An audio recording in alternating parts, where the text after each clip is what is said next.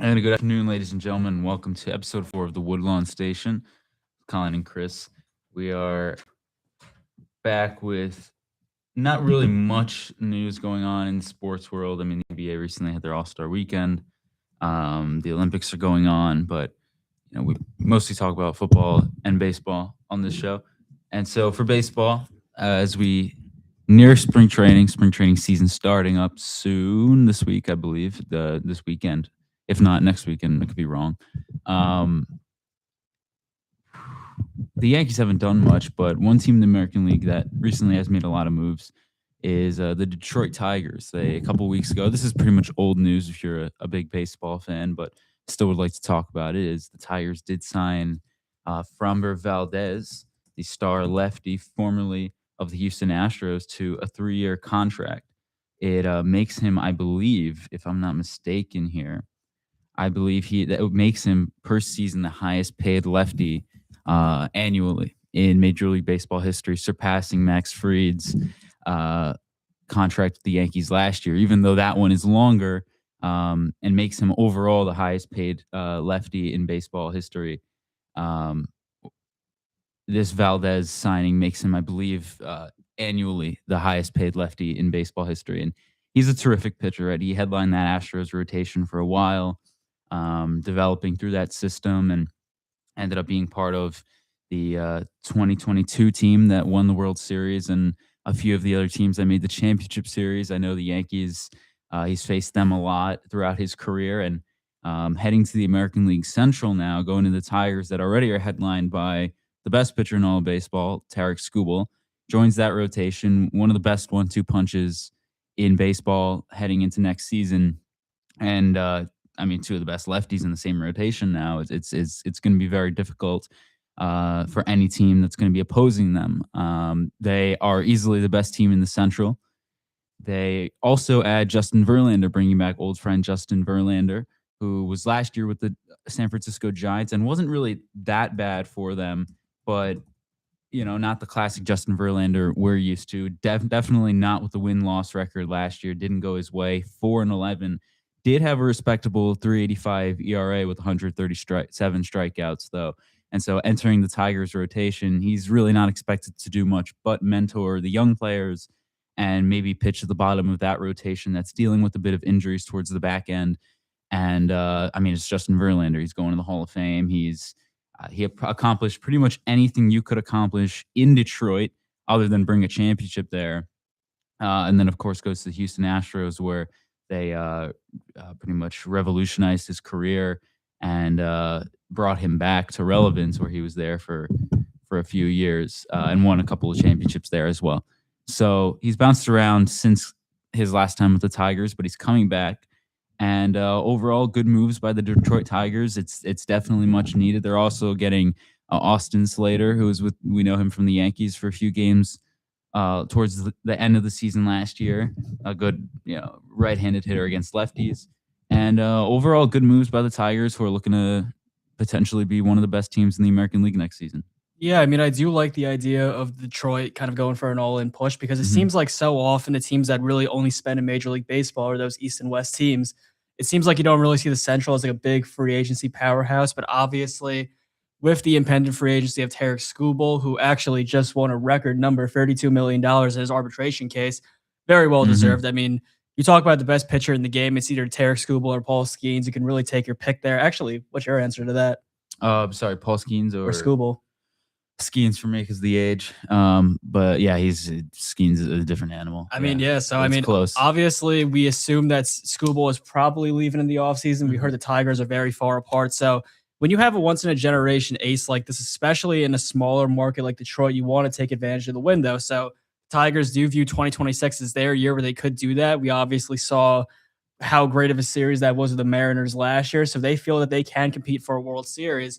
So, getting Framber Valdez and getting Justin Verlander probably for a swan song, I think it could be a good move for the Tigers. And once again, I do really I mean, obviously, I want to see the Yankees in the World Series first and foremost, but I would much rather see a Central team like Detroit make it instead of Houston or one of these other big market teams that are in the American League and even the National League. I think it's good for baseball if the Central is truly viable and on a competitive scale. Now we do have. I wouldn't really call it too much news, but the Yankees did have something that came out in the media last a couple of days ago that Aaron Judge, pretty much coming out and saying that like we all were thinking as Yankee fans earlier on in the offseason before they made the Bellinger signing, uh, seeing these other teams make these signings, seeing the Dodgers, the Mets, and the Tigers make these signings all before the Yankees made their big splash and that he was getting worried, he said, and he was wondering why we aren't in on all those big free agents that are going to other teams. Why aren't we getting those guys? And it was definitely something a few fans were talking about. Quite a few fans were talking about. I know Michael Kay was very critical of it because, again, he was mentioning how the Yankees do have the third highest payroll in all of baseball, only behind the Dodgers and Mets. So those are really the only two teams that were making those big splashes so far this offseason. But I do think Aaron Judge doing this is a good thing, right? It eliminates this concept of groupthink in the Yankee organization that you do have Hal Steinbrenner and Brian Cashman and maybe even Aaron Boone in there as well to an extent. I think Aaron Boone is on Judge's side mostly here, but you have those guys who are maybe a little more conservative with the money, don't really want to spend it as much or be as, uh, free spending on whatever just to improve the team or just to say they did something, maybe a little more responsible.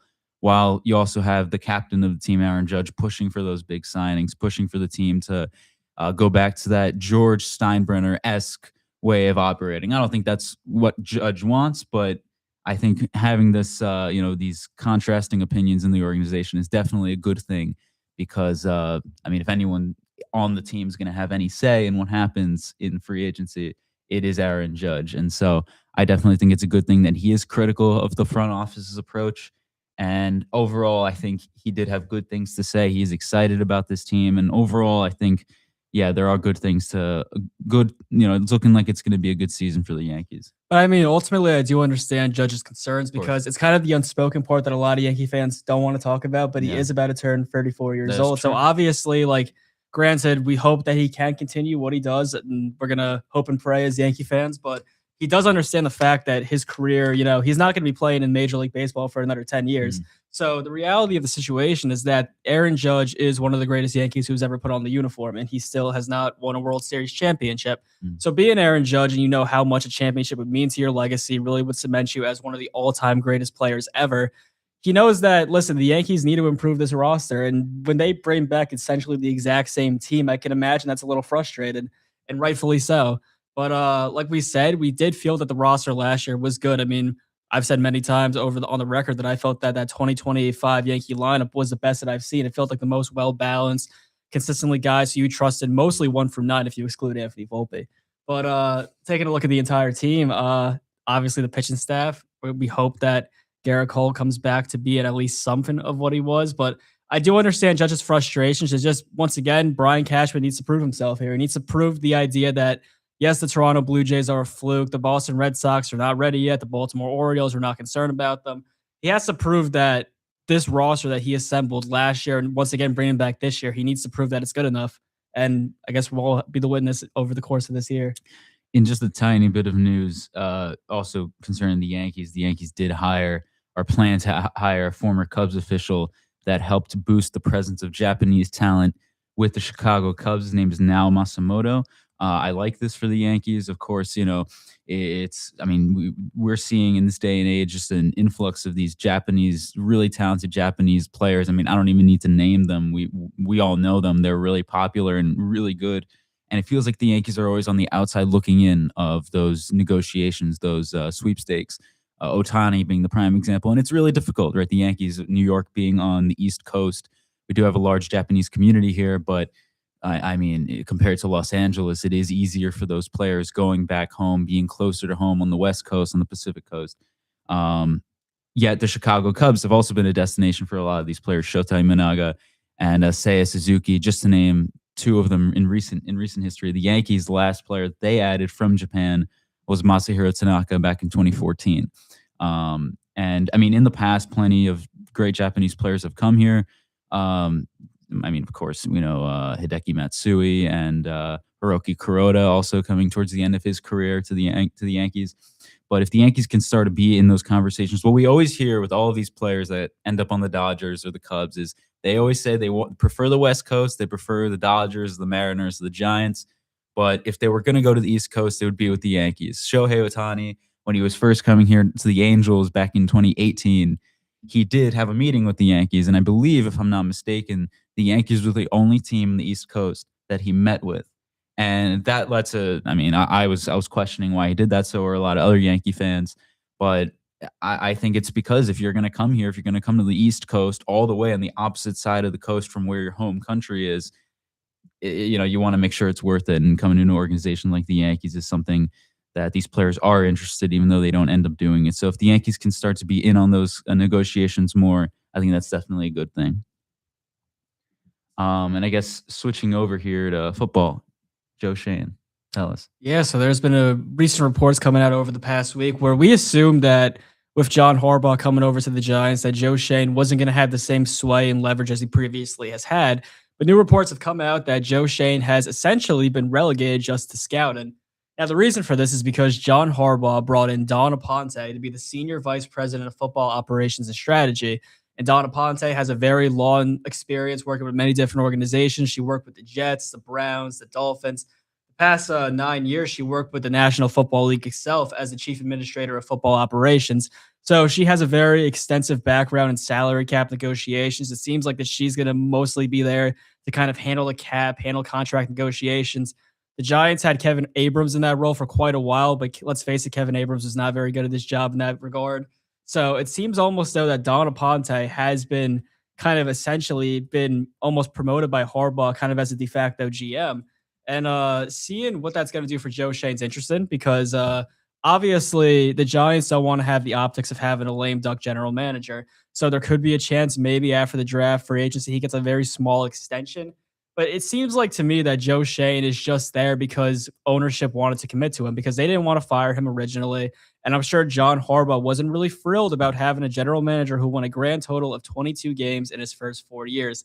Those guys usually never stick around, but Joe Shane did because, let's face it, the Giants were a very, I guess, for a lack of a better word, kind of geriatrically run organization. I mean, we saw Dave Gettleman 2020 draft where the entire Giants war room just contained one singular laptop and a couple handwritten notes. And I mean, for a $4 billion organization, it's not exactly a type of professional war room you'd expect. So Joe Shane, being younger, coming from Buffalo, he brought a lot of that modernization to the Giants draft process. So obviously the Giants, who weren't previously exposed to this, they do love him for that. Mm-hmm. But listen, him only handling scouting, if that's truly what the report, if that report is true, that is worrisome to me because honestly, maybe the least part I like about Joe Shane is his scouting because I think he's been worse in his draft, especially in the later rounds. He's really struggled to find talent in the later rounds of the NFL draft.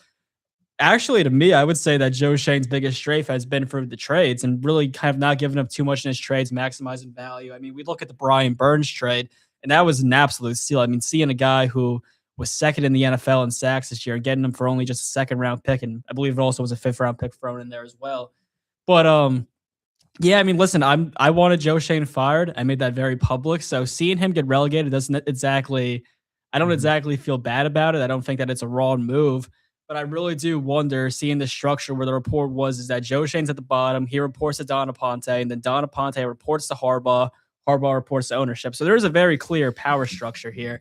It's just it really is fascinating to see, like, say if the Giants are successful, if the John Harbaugh experiment works out, is Joe Shane going to be a long stay here? Or is he just kind of a placeholder that John Harbaugh is going to keep for a year or two to appease the mayors and then eventually get his own guy? I mean, when you relegate a general manager who really had all of the power and personnel just to handle and scout, and it really doesn't seem to send a good message about his future. I mean, but we'll see what happens. You have to imagine that things don't go well this season. He's not only on the hot seat, but he would have to be fired. I would have to imagine, right? I mean, Absolutely. of course, you would do that ahead of hiring John Harbaugh. I mean, yeah, I can't even imagine what the Giants think of this guy, as you mentioned, how they were run previously and how long they stuck with Dave Gettleman and through all those years, and they heard him out and they heard out Daniel Jones. I mean, this is the same organization that had Daniel Jones for all of those years and really wanted to see that vision through. And so they're doing the same thing with Joe Shane here. And I can imagine they're going to do the same thing with John Harbaugh. And hopefully that works out because, as we mentioned, his resume is definitely a lot better than most of the people that are in this organization overall, or have been in the past couple of years. So that's a good thing to hang your hat on. But overall, definitely a good move here by the Giants. So I guess if there's anything else you wanted to touch on. Well, I guess I'll just ask you: is if you had to give your prediction right now, how long does you think Joe Shane stays? Um, I think he stays. Well, yeah, I think it is very dependent on what happens this season. If they do well, if they see progress, I think he's going to be staying as long as John Harbaugh is. I mean, whatever that is, however long that is. I mean, what would it have to take for John Harbaugh to be fired before Joe Shane? That's I a mean, that's horrifying. the That's a doomsday horrifying scenario. thought, but it isn't far beyond what the Giants have done in the past in terms of odd decision making. So, I mean, I give him a year if things really don't go well. Then again, if they miss the playoffs and Jackson Dart's incredible and all these players come back from injury and are spectacular, and some of the moves that he makes, even one or two of them in free agency or the draft, end up panning out, he's staying for a while. I would have to imagine. That's just the way the Giants do things, I feel like. Yeah, I mean, I don't I know. guess not much more to talk about for football. I'll give you a brief question. Have you heard of what was going on with the NBA All Star Game? Did you watch any of it? Hear about the new format?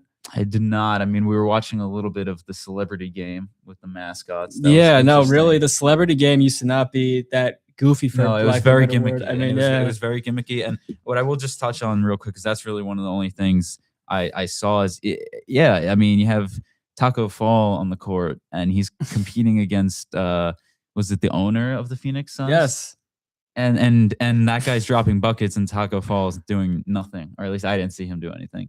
And yeah. to me, that just, I don't know. I'm not saying I want to. I'm not saying I want a game here, but like it's not just supposed to be a circus, and that's what it felt like. I It felt like mean, a clown show. It felt you had the mascots on the court, which is funny and cute, but it's like, how funny would it have been if LeBron James was under one of those mascot uniforms, or Kevin Durant or something like that? That's what I'm uh, saying. Like, you have to have something there behind the joke. It's just it felt a little too gimmicky, if I'm being honest. that's just a problem with NBA All Star in general Yeah. because I'm more so a fan of just even if the game isn't competitive, I like the traditional East versus West Mhm. format. The whole system they did here with the Team World and Team USA, like sure, Yeah, that was odd. it's nice to do something different, I guess, for a change, but it just feels like more and more the NBA keeps straying away from just their basics. It seems like they're always Adam Silver, Yeah. especially, always keeps trying to reinvent the wheel because he's concerned about competing with football, competing with baseball. It seems that just to me, he just is always constantly throwing darts to the board and just Mhm. seeing if they stick.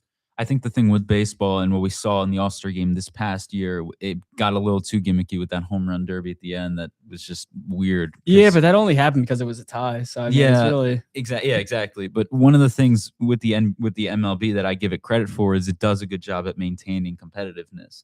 The All Star game, as you mentioned, going into the extra innings as a tie, it was a fun game. The home run derby is always usually fun and exciting and thrilling. except for the fact that Aaron Boone didn't use the best players because they Yeah, already they were all gone. left. Yeah. That's weird. So That was very weird. But whatever. Again, you can't have that much competitiveness, I guess. They do get a little break, and they value the break more than the actual game. But I think overall, you can be fooled, or at least in the past, we have been fooled watching the All Star game, thinking it's actually a competitive game or that it means something. It used to mean way too much. It used to dictate who had home field advantage in the World Series, which was crazy. But it's still, you can get fooled watching the MLB All Star festivities and think it's actually real, or that they're actually playing for something. So that's where I think the NBA needs to get back to, because that's how it used to feel when it was East and West, as you mentioned. I really, yeah, I'm not the biggest fan of the direction they're going in, but it is still very entertaining. yeah, I just really do kind of hope that I mean, I think baseball has it the right way. I just like Mhm. the traditional, I guess, one conference versus the other. Just it feels more like a traditional actual game. And I think for fans, when you pay money to see the best players in the game face off, you want to see that competitiveness and you Mhm. want to see just traditional basketball. I think that's because Yeah. I mean, especially with the way they did it this year, they divided it up where each game is 12 minutes. It just feels like once Yeah, again that's very weird. gimmicky. It's just like Mhm. I prefer just a traditional basketball game. Right. Um, so I guess that's it. If we don't have Yeah, I anything mean, else, there's yeah. not really much to It's a talk really about in it's a really sports this mundane week. I mean, really more Coming up, generic. we'll have Yankee spring training games. We'll Right. have the World Baseball Classic, NFL free agency. But this is kind of especially with the past week, there hasn't been any basketball outside of the All Star break. Very quiet week in sports. I mean, have you kept up with the Olympics at all? Not really. I mean, the way I put it the other day, I do enjoy the Olympics. I know, our Bruce Beck, who's around here a lot, is over there, and he always is, and it's always a very popular event. I really just like turning on as background, not background noise, but just in the background. Honestly, like just watching the skiing. I'm not really like too into it. I know there was USA just won gold, is what I'm seeing in women's ice hockey against Canada. So that happened. Italy's the United States is third in medal winnings behind Italy and Norway's who's in front. Obviously, the Olympics are in Milan, so Italy is definitely repping their being repped very well. But no, other than that, I'm not really one of those that watches too in depth. But hopefully the USA can at least be runners up here. It looks like Norway is really running away with the golds. It seems like more of a popular take, but I definitely do get more invested in the Summer Olympics. Yeah, I mean, of course, you have. I mean, that's where basketball usually is too, Of course, right? yeah. I mean, but even the Everything. track, swimming, Yeah, big fan of yeah, those. yeah. So it is what it is. But that should be going on until next week, and we have to wait another 2 years, I believe, if I'm not mistaken. The 2028 Summer Olympics are in Los Angeles. They are, They yes. are. They've I been don't know talk where the yeah. next Winter Olympics are, though.